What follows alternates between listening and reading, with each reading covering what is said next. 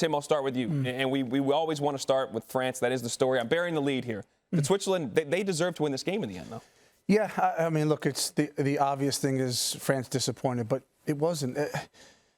For Switzerland to miss a penalty within the span of 7 minutes, lose the lead, they didn't read the script. They should have gone home, but they didn't. They continued to fight, continued to scrap, got back level and deserved it, by the way, and then were more clinical in a penalty shootout.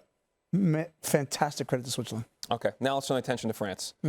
What was the issue with them? Because this tournament, and Taylor, you said a number of times in the broadcast, they couldn't get out of second gear. They finally did for about 20 minutes. But in the end, you surrender a 3-1 lead with 10 minutes to go. What was their biggest issues in this tournament? Well, first of all, it doesn't matter how good you are. You cannot just think you can turn up at the elite level anyway and play for 20 minutes. That's a great point. You can't do that.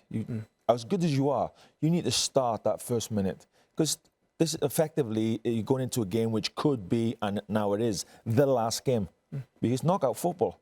You know, you haven't got another 20 or 30 games. We keep saying that. Knockout football, 90 minutes, get it right. And we said at the start of the tournament, France's big problem, the biggest opponents for France in this tournament is France. And they've just been beaten by them. I'll take nothing away from Switzerland. They were fantastic. Totally agree with Tim. They showed heart, courage, didn't read the script, kept going. They should have gone 2-0 up. They end up being 2-3-1 down, and they clawed their way back into the game. And that is a great example. Tournament football, knockout football, anything can happen. Because what both of you are talking about, the script, this is a Switzerland team that hasn't advanced out of a group stage game since the 1938 World Cup. Cookie, you were alive then. But I'm just kidding. Cookie, you're not. I'm just kidding. Okay, listen. But in all seriousness, I still look at it and say, for 20 minutes, France looked like the world champions. Yeah. And so, rightfully so, we should applaud Switzerland. I get it. But I want to go back to the third goal. Because, Tim, you know this better than anyone as a goalkeeper. Cookie, you know this as a center back. It's one thing to lose possession when you're Paul Pogba in this spot. But you cannot compound it with the space between Varane and Kimpembe. And Tim, as a goalkeeper, when you see Kimpembe in this spot, there's no reason to leave your feet. No, you just want to keep him going that way. Don't let him come back across the goal, and certainly don't leave your feet. And so, Cookie, from your perspective as a center back, how do you react there? Well, you don't. What you do is you tell Paul Pogba, after you've looked after the situation, you say, one mistake, not 2-3 mistakes. One mistake, then you help your teammate out. Yep. You take care of the situation, then you say to Paul Pogba, stop, you can't lose the ball there. Don't take the chance there. You know, we're 3-1 up with Cruz or 3-2 up. But the two international elite centre-backs are so far out of position. Yes, they were. And then there's no recovery. No recovery. And then he's quick. The problem with quick defenders, a lot of the time, their positional sense is not good because the speed gets them out of trouble. Yep. Sometimes they can't get them out of trouble. And that readily, 9 times out of 10, last-ditch defending, like we saw him diving in, good things don't come from that. And that was it.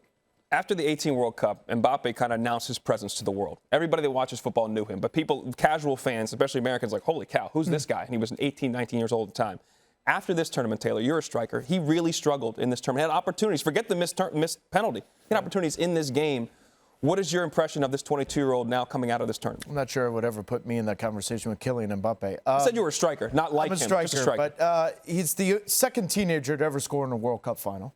He immediately leaves that tournament and shows the maturity of a 45-year-old where he donates all of his winnings to children's charities. And so he has literally embraced the leadership. And what is he, 19?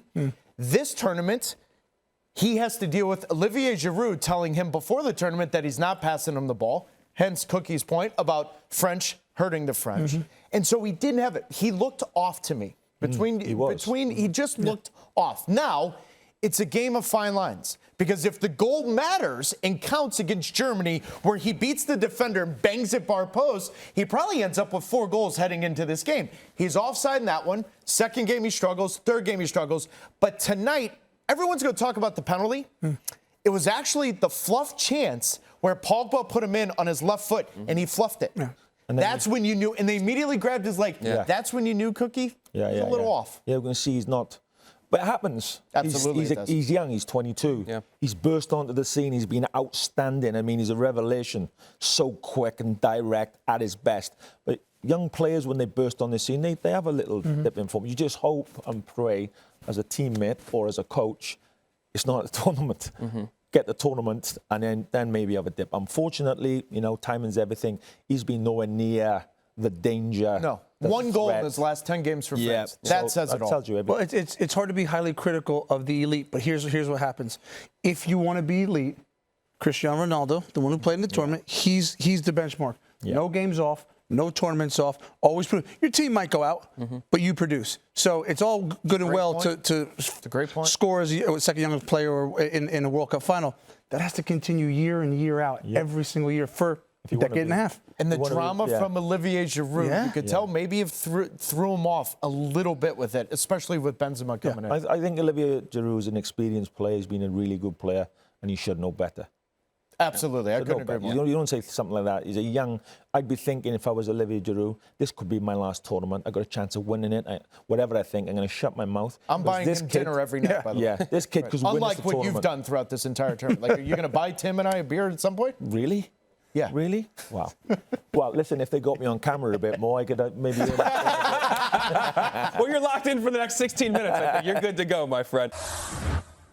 Well, thank you very much for watching ESPN on YouTube. For more sports highlights and analysis, be sure to download the ESPN app. And for live streaming, premium content, and let's not forget as well, ESPN FC 7 days a week. Subscribe to ESPN Plus.